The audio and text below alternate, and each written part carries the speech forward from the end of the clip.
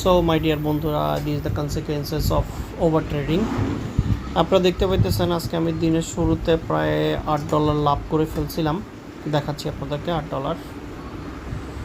এই যে এখানে দেখুন, আমি এই যে $7.66 এটা আমি সেভ করে রাখছিলাম ক্রিপ্টোতে।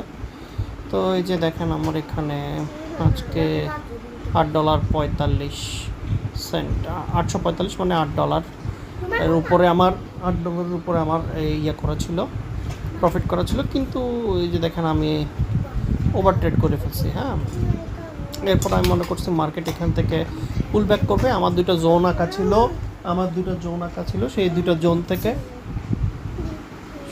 জোন থেকে মার্কেট উপর যাওয়ার কথা ছিল, কিন্তু দেখা যাক উপরে যায় নাই। এখন সেকেন্ড জোনে বাড়ি খেয়ে উপরে যায় কিনা একটু দেখতেছি। তো মার্কেট এখান থেকে উপরে যাবেই, লসটা কিছুটা কম হবে, কিন্তু এটাই কনসিকুয়েন্স, ওভার ট্রেডের কনসিকুয়েন্স। অতএব ওভার ট্রেড করা যাবে না। $8 যখন ছিল তখনই আসলে ট্রেডিং অফ করা উচিত ছিল। আশা করি বিষয়টা বুঝতে পারছেন।